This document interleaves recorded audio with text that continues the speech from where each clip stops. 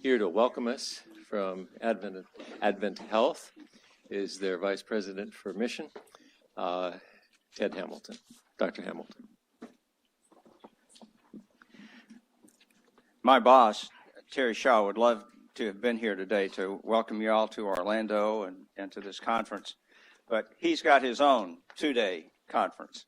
And as many of you know, those of you who are in healthcare know, this is a difficult time in healthcare. The last 2.5 years, of course, have been very challenging. The last 4 months have been challenging too. At a time when we thought we might be getting out from under the COVID cloud, we're experiencing some healthcare post-traumatic stress. And so he's meeting with his senior executive team and talking about how we work through the post-COVID time now. So I want to welcome you on behalf of Terry Shaw and Advent Health to Orlando and to the Advent Health University, the university that is now 26, 27 years old, something, 30? So I lost a few years in there. It was COVID. So we're really very glad to have you here. I'd be interested in knowing, for how many of you is this your first Adventist Bioethics conference? Hold them up high. Oh, that's a good crowd, Jerry. I don't know what. So how many of you have been to every one? That's a pretty good group too. So we didn't run them all off, Jerry. Just some. So how many of you are from or work within or have your homes here in Orlando? Bunch. In Florida? Yeah. And how many from out of state? Bunch of you too. That's a pretty good group. Pretty diverse. So I'm looking forward to this 2 days. I look forward to it each time that it comes around. Number one, I get to see a lot of people that I really love and admire. And it's a great coming together annually. I never fail to be challenged. Always mentally, not infrequently emotionally, occasionally spiritually. So it's that kind of conference.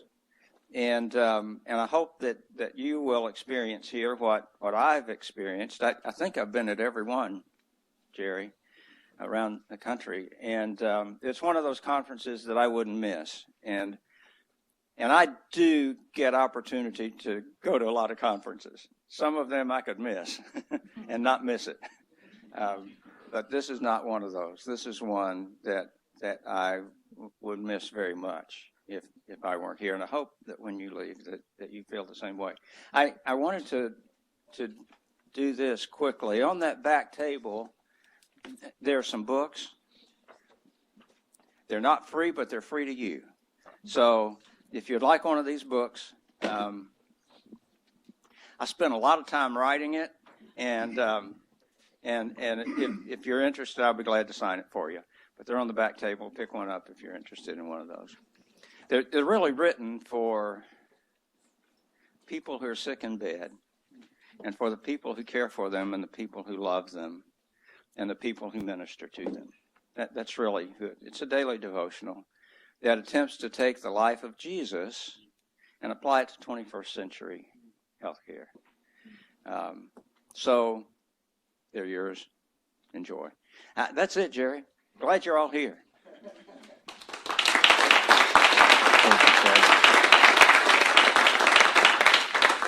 I should mention that we are hoping that there are people online who are seeing this live streaming, and if that's so, then welcome to them as well. Also here to welcome us to this fine facility is the president of Advent Health University, Dr. Edwin Hernandez. Thank you, Jerry. A warm welcome to Central Florida. Literally warm. Our air conditioning is experiencing a little bit of hiccup. Eric has got it, so it'll be cooler soon. Edwin Hernandez, it's a privilege to welcome you here to our institution. Thank you, Ted, for writing that devotional. I think that's important for us to generate important reflections about the meaning of health and spirituality. And so thank you, Ted, for taking the time to do that. So we're 30 years old. We're the youngest of the 13. And with a big mandate, like all the rest of our institutions, to become relevant at this time and age. We're 1,600 students. Having a mandate of growth in our nursing program, like all of you know, is a big demand in our world today. But committed to the ministry of healing that we're all a part of. It's good to connect with each other. It was good to embrace a number of you this morning, isn't it? To go beyond just the screen, just to be able to be together after 2 years. And I want to thank Jerry and the team because you were able to pull off a number of virtuals over the last 2 years. And that takes quite a bit of doing, but it's also taught us that disruptions and challenges brings innovation as well. And so all of us, including us here at this institution, in 1 week's time, we had to reinvent ourselves, like many of you as well. And what we've said to our team is that we're not going back quite in the same way that we did. And I think all of you understand that there are some things that we could do now better, or at least be able to reach out and do things that the moment calls us to do and appreciate. And so, while it is good to have been able to do through the last 2 years, it's good to be together as well. I think the thing that has happened over the last 2 years that has taught us important things is that the pandemic has taught us more so than any time before the importance of this conference, the importance of bioethical ethics, the importance of the issues that have brought to our attention, issues of equity, distribution, hesitation, issues of workforce. How do you manage a workforce in declining in revenue? How do you live out your mission in ways that this current crisis has created? And so it is indeed perhaps even more important than ever before that we come together, that the consortium and its relationships to each one of us, the resources, become even more salient and important to all of us. And so because at the end of the day, it's about mission. It's about mission that brings us all together. You know, the beauty of our legacy is that when the church, when education institutions, and when health institutions work well in a trilogy and the ecology of wellness, an ecology of intellect, mind, body, and spirit, the world is a better place because of it. And we're the inheritors of that legacy of the trilogy of faith, of health, of mind. And so to all of you, welcome. And as this week, 2 days transpire, may the net connections that you make be inspiring to each one of you. And I want to say a word of thanks to the people who have organized. Mary Jane, you're amazing, Mary Jane. You deserve a lot of... Thank you, Mary Jane. You're amazing, as always. Thank you for your due diligence and your love for this work. And Eric Adiente and Ron Novi and the team here, thank you also. Welcome. Jerry, I'm going to take my tie pretty soon because it's getting warm in here, but... Thank you, Edwin. And to let me just say this, because our leader, our fearless leader, Jerry Winslow, Dr. Winslow, you are the reason, your vision for why we're all here. So thank you for everything you've done. Thank you, Edwin.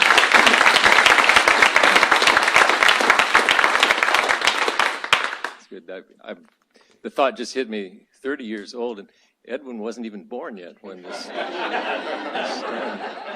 But he just went to his 40th reunion. I'm trying to figure out how this works. Anyway, thank you, Edwin. Now here to introduce our next speaker, our devotional speaker, is Dr. Randy Roberts, who is the Vice President for Spiritual Life and Mission at Loma Linda University and my pastor. Randy. Thank you so much. I echo Dr. Hernandez's thoughts to Jerry Winslow. Just am so grateful for him in so many ways in my life. As we were driving over in the shuttle this morning, I heard somebody comment on how green everything is.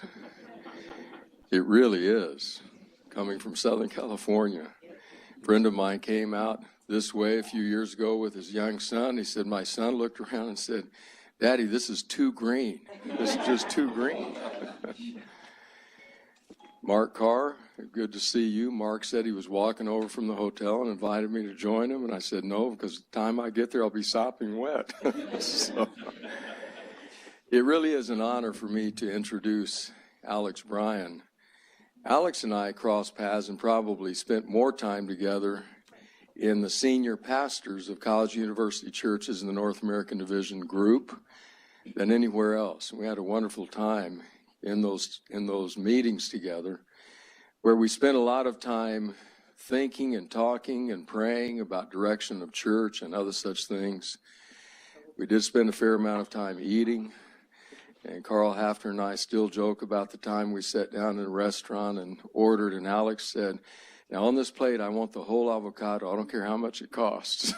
So we'll go into a place to eat now, and Carl will say, "Give me the whole avocado. I don't care how much it costs." But I have deeply appreciated Alex over the years for probably three things. The first thing is I have appreciated very much and have learned much from listening to Alex as a preacher. That has been a positive and a deep and a true influence in my life, and I appreciate that, Alex, very much. I also sincerely appreciate his clarity of thought. To mention the common friend that I mentioned a moment ago, just last week, Carl Hafner said to me, I just got off the phone with Alex, and we talked about a number of things. And he said, "Don't you just love the clarity of thought that he has?" And I said, "Yes, I do." So I deeply appreciate that as well. But I also deeply appreciate his friendship. We've become friends, and I wish we could spend more time together, Alex. But we've become friends over the years, and that has meant a great deal in my own life. So it's a privilege for me to introduce Dr. Alex Bryan, who is the Chief Mission Officer up at Adventist Health north of us in California. Alex, we're looking forward to what you have to say.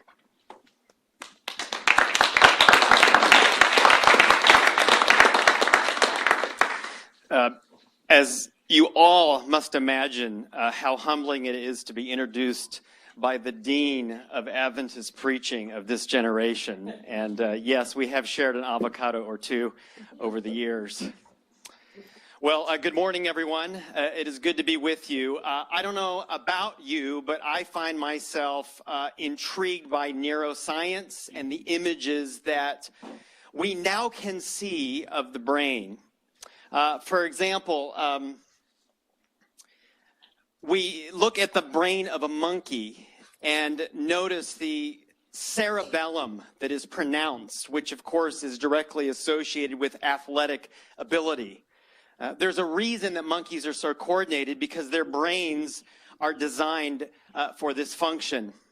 Or the elephant, the capacity for incredible memory that comes from the advanced hippocampus. It's right there in the elephant's brain. The dolphin has the ability to hear at a great distance. Why? A sophisticated auditory cortex that you can see right there in the brain. A shark, we've discovered, has special cells in the brains that detect electrical signals, their capacity to feel and understand their environment with such precision. You won't be surprised that a dog has over 1 billion olfactory cells in its brain. By comparison, we have just about 12 million in our brain. That's why when you came to the Orlando International Airport, you did not see human beings sniffing bags. You saw dogs, because they have brains that allow them to smell at a much richer level. And neuroscientists, what have they discovered about the cat? Actually, no brain at all. Sorry, I know I've offended half the room, but preaching involves truth-telling, and sometimes that's uncomfortable. But what of the human mind? 40% of our brains in that frontal lobe. As the Harvard neuroscientist Francis Collins speaks of the incredible capacity to think, to reason, for creativity, for learning. The ability to be a part of a conversation like this one for 2 days, filled with curiosity and new thoughts, to exercise our imagination. Now, this is incredibly good news for us, except a little bit of bad news. The brain's ability to change in response to experiences, that is our ability to learn, we know, declines rapidly over time as the plasticity goes away. At the same time, as we get older, the effort to learn grows, and you can see somewhere in our late 20s, we end up on the wrong side of this equation, don't we? So for not all of us, but perhaps many of us in this room, pinpoint where you are along the lines, and that can be demoralizing, Jerry. But there is good news I want to share with you, despite this reality, and that's something that I call the Winslow wave. Yes. And Jerry Winslow has modeled it so effectively, the ability to participate in escape velocity from the gravity of age and to learn and to overcome the incredible effort to learn as we get older. And so I would like to invite each of us in this room, let us ride the Winslow wave for the next 2 days. And we may not be able to hear all that well, or see all that well, or feel, or have the memory of an elephant. But this we have by the grace of God. A mind that can be transformed. Do not conform to the pattern of this world. There it is. But be transformed by the renewing of your mind. The possibility of learning and learning about things that count over these next 2 days. So I agree with my brother Ted Hamilton. We learned something new. And I intend 2 days from now to walk away having learned a lot. And I hope you'll join me in that commitment. The text I'd like to share this morning actually is triple tradition. That is, 3 of the gospel historians record it in Matthew, Mark, and in Luke. The question comes from an academic. We might even say an ethicist. Certainly a serious, curious human being. This is how it's phrased. Teacher, which is the greatest commandment in the law? Of all the commandments, which is the most important? What must I do to inherit eternal life? This is the big one, right? Jesus, what's the most important thing?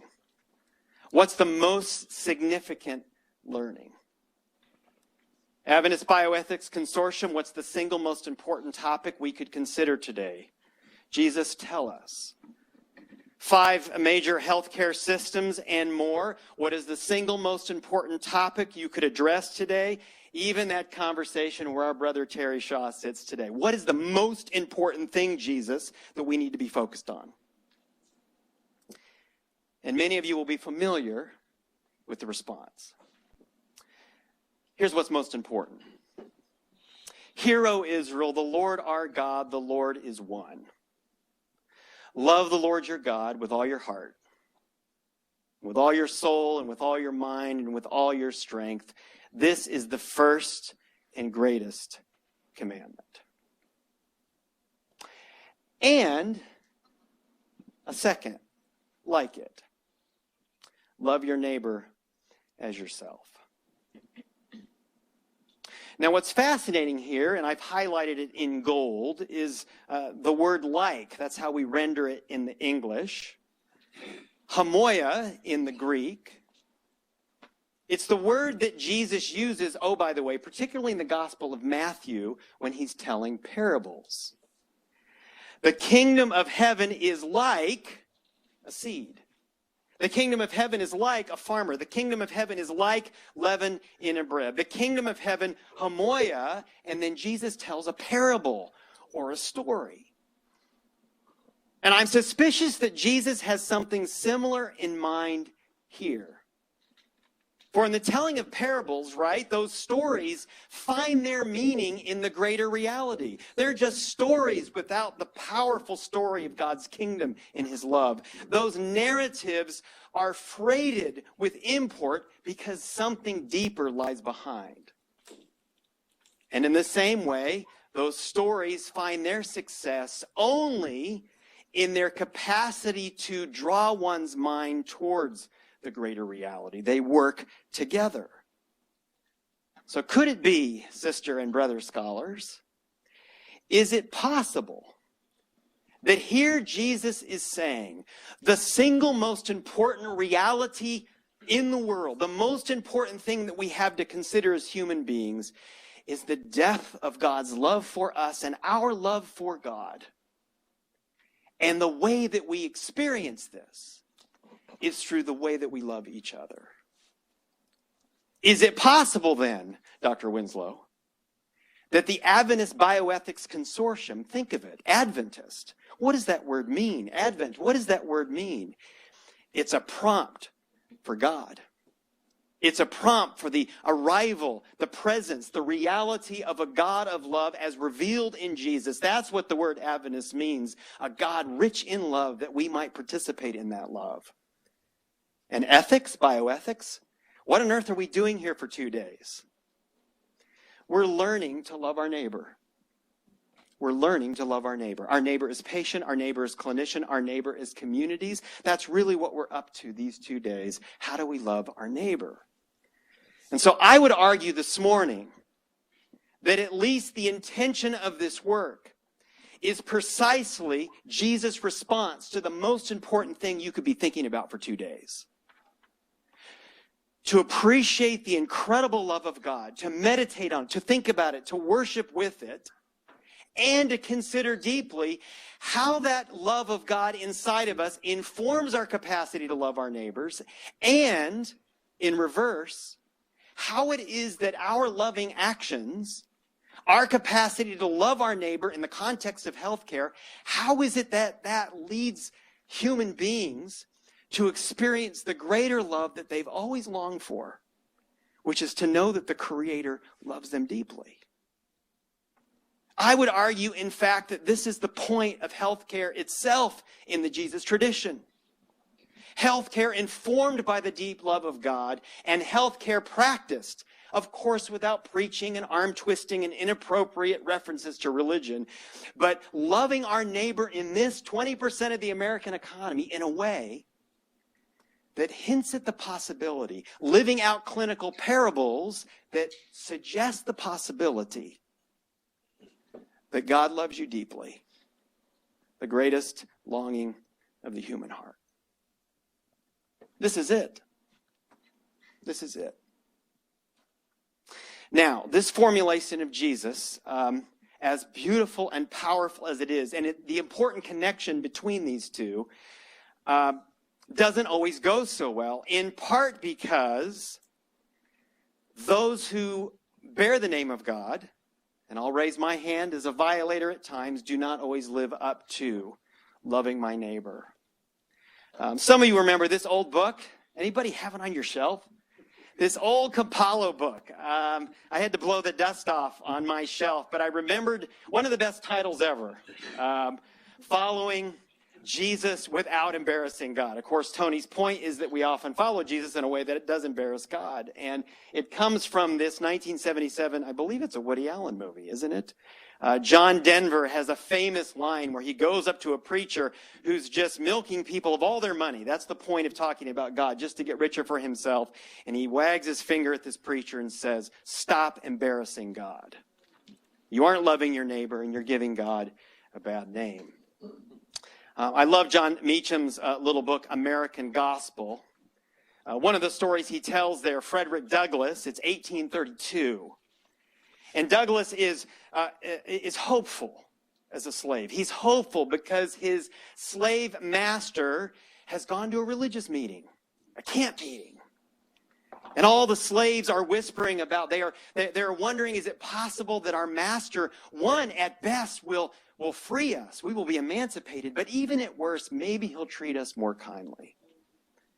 But upon the master's conversion, Douglass talks about how it just got worse. That now the man had religious license for his cruelty.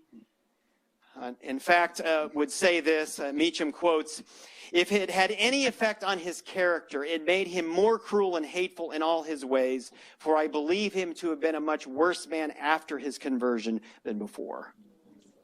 And Douglass talks about a slave girl named Henny. And he says that the master takes particular umbrage with her. and would beat her to the point of near death, and all the while would quote Scripture to Henny as he was beating her. Embarrassing God, and the link is broken. Some of you have read this book, one of the most compelling and difficult, again, in my library. John Krakauer, just read it. Under the Ban of Heaven, a story of violent faith. On July 24, 1984, a woman and her infant daughter were murdered by two brothers who believed they were ordered to kill by God. And you read the story, and you're outraged. But then in the concluding verses of the book, Krakauer says, as a means of motivating people to be cruel or inhumane, there may be no more potent force than religion. And Krakauer, who's very much a humanist, very much against a religious or a theistic worldview, page after page says things that are awfully hard to read. Basically indicting religion, embarrassing God, and the link is broken. More recently, some of you may be familiar with just the latest rendition of an expose of one additional megachurch that has been misbehaving, embarrassing God. And then up in my neck of the woods, I grabbed this picture, the ability to associate the Bible with all things violent and divisive. This in the neighboring state of Idaho, and what has become of God. And so you have all of this bad behavior. Let's just name it. People who claim the name of God who do not love their neighbor, and so the parables that we're telling and the stories that we're living suggest things other than a God who's deep in love and integrity and affection for us. And friends, we're all on the hook for that, beginning with me. Because there are days, even with my children, that my behavior may not indicate the deeper reality of God's love. What is the effect of all of this? Just a couple incidents recently, I think, that show some of the result. Many of you will know the name Greg Epstein. I think this was in the fall of last year. Was named the lead chaplain at Harvard University. An atheist. And of course, this grabbed the attention. I heard it on a Sabbath morning, by the way, this news. Saturday night, I immediately downloaded his book because I want to hear what the man has to say. Good without God, and that basically says it all. Why don't we just do ethics without God? Can't we actually just do good? Can't we love our neighbor and forget God along the way? Could it be in reaction to the way that those of us who've borne the name of God, have behaved along the way? Not a surprise, Harvard and her 8 Ivy League sisters, all with chapels on their campuses, but all to a large degree pursuing what they believe as good, but leaving God behind, either as irrelevant or perhaps as an impediment to doing goodness. And thanks to Dr. Mark Carr, I've spent the last 2 years at Albany Medical College in their Bioethics Institute, nibbling away and finally getting done with a Master's of Science in Bioethics. And I can tell you, wonderful faculty there. But surely I was the only theist in the classes. And I gently, without embarrassing God and hopefully not embarrassing any one of us in this room, I would gently suggest the big questions of why are we even studying bioethics? I'm telling you, God unwelcome in bioethics conversations. God either as irrelevant or God as impediment to the serious work that we do at Albany Medical College. Fascinating. Great people, by the way. Don't mishear me. Great people. But God, don't need him so much. Now, is this just in the academy? No, I don't think so. What about this fellow? Does anyone know who this is, by the way? Just feel free to raise your hand if you know who this is. I'm not going to ask you if you watch the show. I'm just asking you if you culturally know who this is. Yes, this is Ted Lasso. By the way, Ted Lasso, it's Apple TV, right? Yes. The single most instructive cultural class of the pandemic era, in my opinion. Filled with all kinds of pretty raw sexual humor, just so you know. or so I've been told. Or so Randy Roberts told me. He called me and he mentioned, I wouldn't have even known about this if Randy had not pinged me recently. But setting aside some of that coarse humor, an absolutely beautiful description of what we're all longing for in this life. I came across this critique from Michael Frost, the Australian theologian and missiologist. He says, there doesn't seem to be a religious bone in his body. His kindness, his thoughtfulness, his unremitting positivity springs apparently from somewhere deep within his American soul.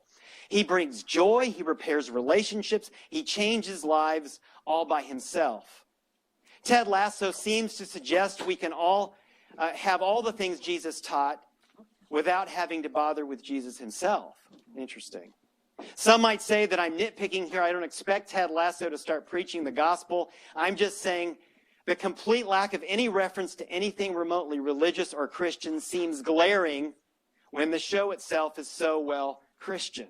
I think it's a fascinating line. Frost calls Ted Lasso a Christian show teaching Christian values, but not with Christ. It's fascinating, and I actually share Frost's viewpoint.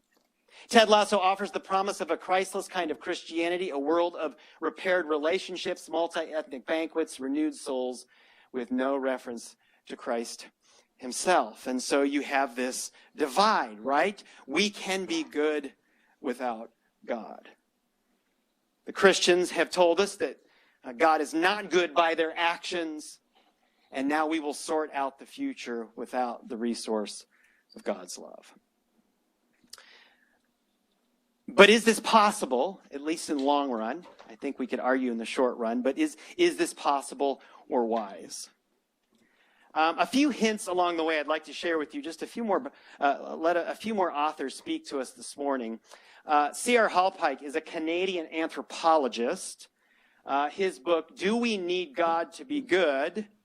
And a thick, long read, but in essence, he says, it is in the higher aspects of ethics, the ideals rather than the basic social duties, that religious ethics makes its distinctive contribution.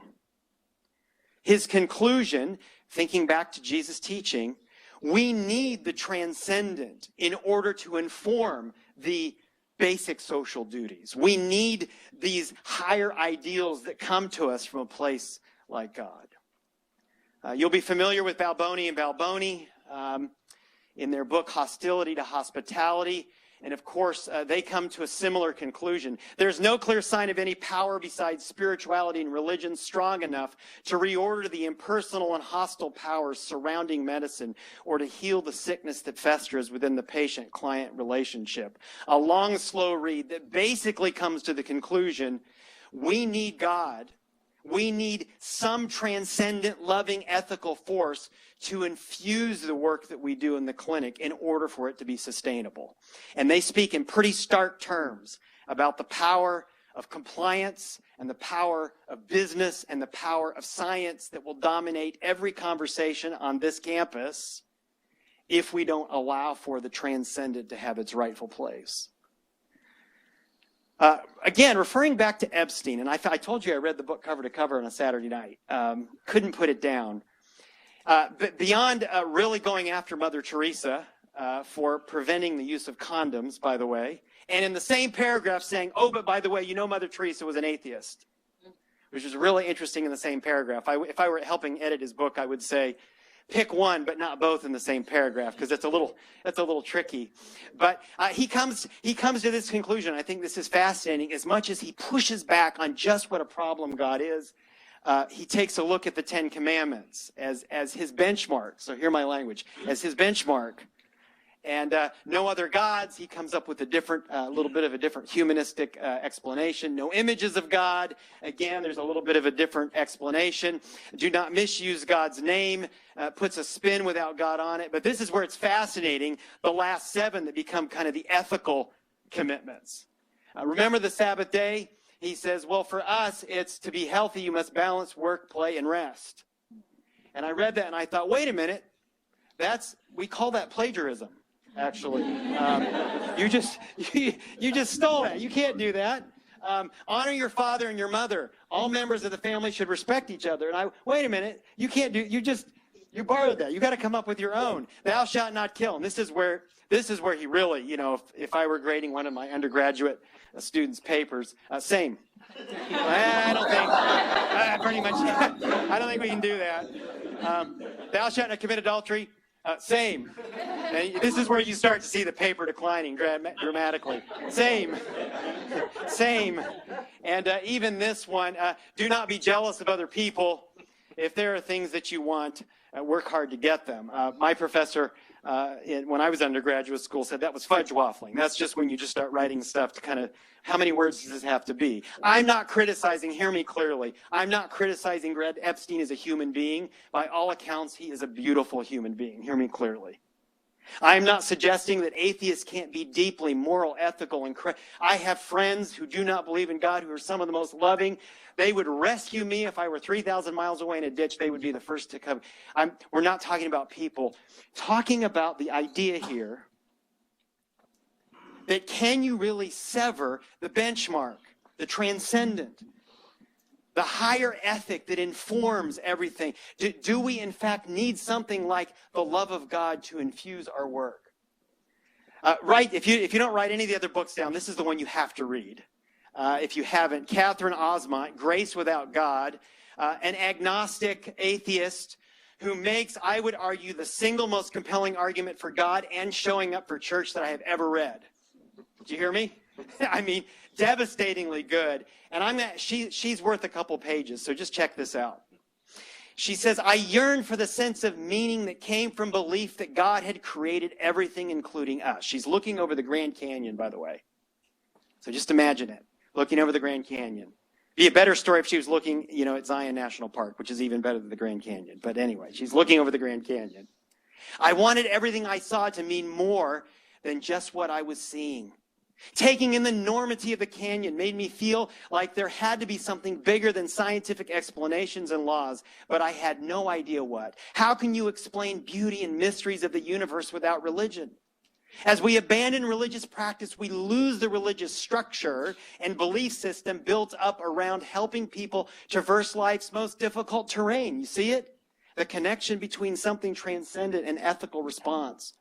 This loss includes the sense of meaning attached to death, be it an afterlife, heaven, or continuity of reincarnation. It also includes the loss of a community in which to die and with whom to grieve. When worst comes to worst, where do we who are without religion turn? Without a spiritual tribe tied to ancient texts and rituals to call our own, we join temporal communities, sports clubs, hobby groups, and work communities. If these communities had doors, they would not be the big, solid ones of Stallings Church.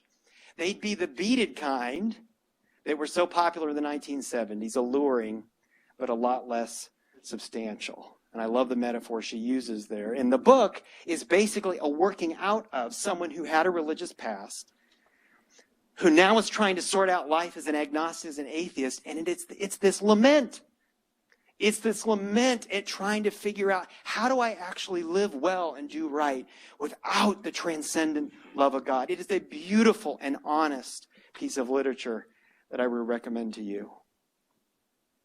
And of course, all these voices can be joined by the voice. I think Jesus here is doing a rendition of what we read earlier. We looked at the synoptics at the beginning, and now here, the Gospel of John in the end. So now I'm giving you a new commandment.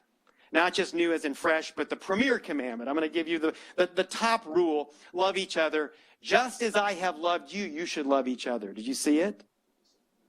I think it's a misreading to go, okay, I'm going to watch Jesus love, and then I'm going to go do it over here. I think this is much more an ongoing process of, as we are deeply loved by God, as we think about the glory of God's grace for us and his tenderness for us, it infuses us to go love our neighbor. And then, as we love each other, we provide a hint. We provide a parable that leads people back to the thought that maybe there is a good God after all. All right. Story, and then I'm done. And I'm going to warn you about this story. And by the way, we're going to go, I want to take you tomorrow for the devotional through some very specific healthcare implications for this, and I'm saving it for tomorrow because I may not get invited back after tomorrow. So, but I'm going to tell you a story, and here's the warning about the story. This is very old-fashioned. So I'm going to put on your mind that we can be very, very old-fashioned here, and so trust me on that. And I want to tell you a story about someone in my life who's tied these two things together in a significant way. All right.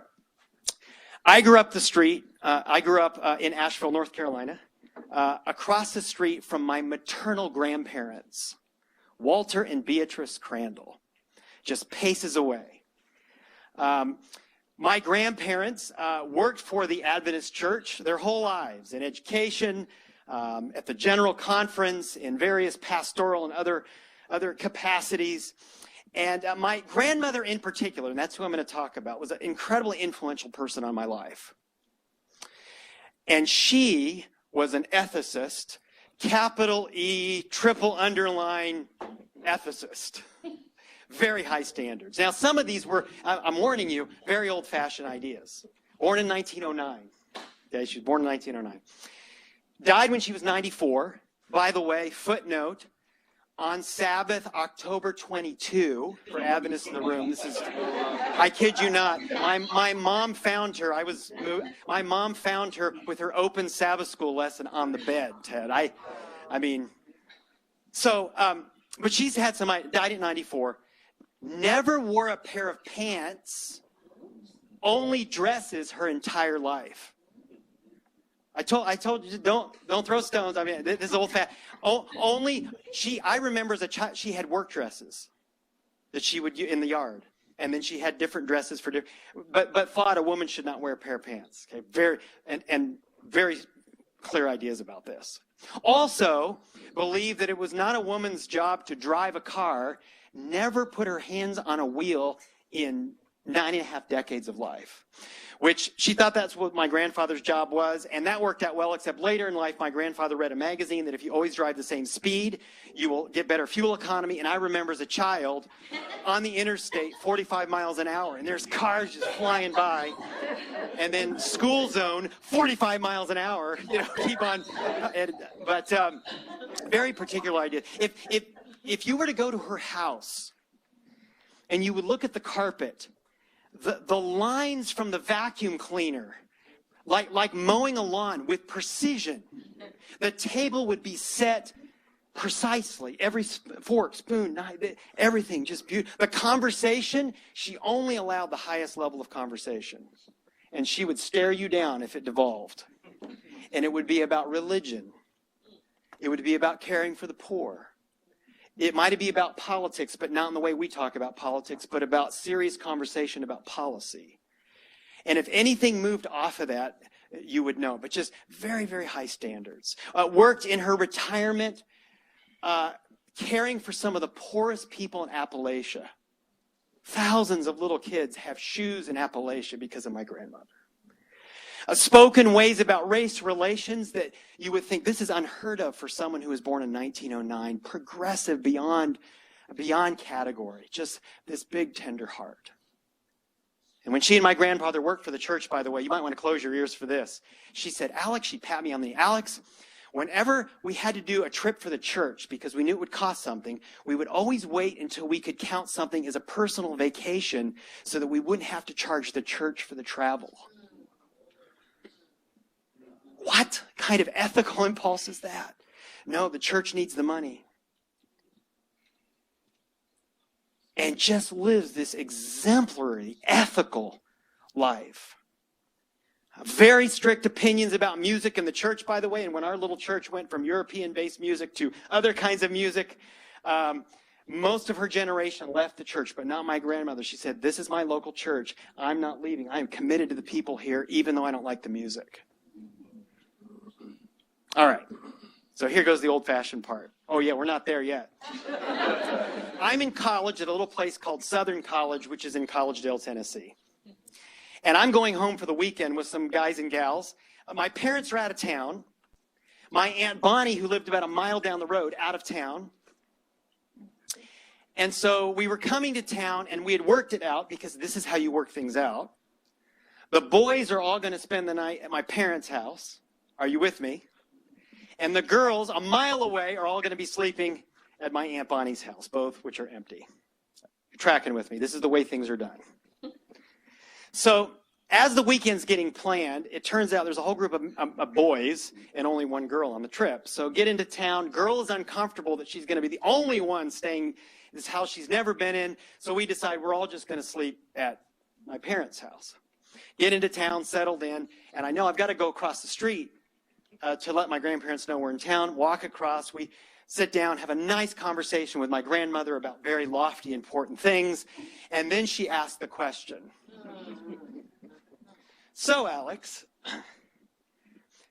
are all the boys settled in across the street at your parents' house, and are all the girls all settled in for the night down the road at your Aunt Bonnie's house? Did I remind you I'm in college at this point? But anyway, yes. And I looked at my grandmother, and I could see, I could see why she was asking and what she was driving at. And I said, yes, Grandma, that's right.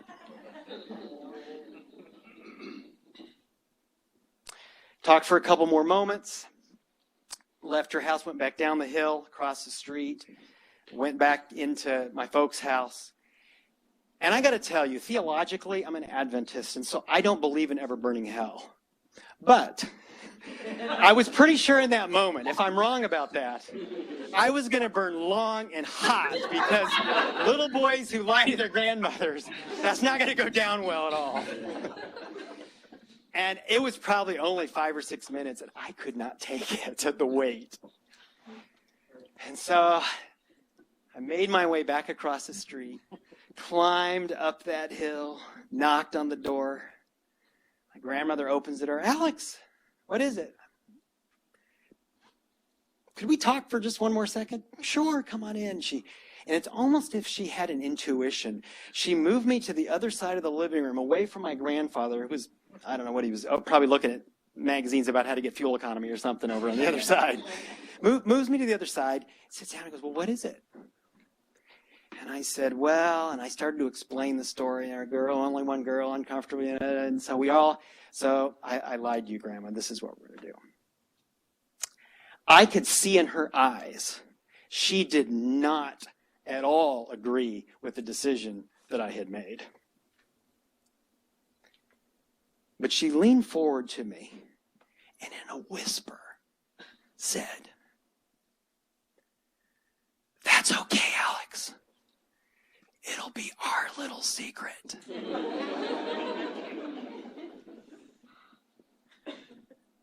But did you see what she did in that moment? One, she whispered. But two, she did not lean forward and say, that's okay, Alex. I'll keep your little secret. No, she became complicit in the crime. This is our little secret. And she drew me into a place of love and affection. This woman who wrote her grandchildren a letter every single week for years and years and years. And I have boxfuls of them in my storage area still to this day. Letters of rebuke. Oh, yes, I could read you those. Letters of advice. Oh, there's a trove of those. But letters that were always signed with and filled with incredible love for her grandchildren. And I tell you this silly little story that isn't so silly to me, because we all have those people. And for me, it was my grandmother, Beatrice Randall, who spoke about God's love, but then lived it. Who loved her neighbors, which suggested to me the possibility of a greater lover somewhere up there in the sky. And I believe that it's people like my grandmother that provide for us the kind of patron saints that we need in healthcare. Who else is going to speak of God? If healthcare does not speak, who shall we leave it up to? The politicians? The conspiracy theorists? The folks that are angry and off the charts? If we fail to speak for God in healthcare, then who do we suggest should speak for God? And if we fail to act with incredible love as we do this work of ethics now for the next year, if we fail to do that, who else will have a hint, the possibility that there's a God of love somewhere. May it be us. And may it be us these 2 days as we think deeply about this question. Father in heaven, thank you for this day. Thank you for your Spirit. Thank you for Jerry and for his incredible capacity through his ample mind to pull us together to do sacred work these hours. In Jesus' name, amen.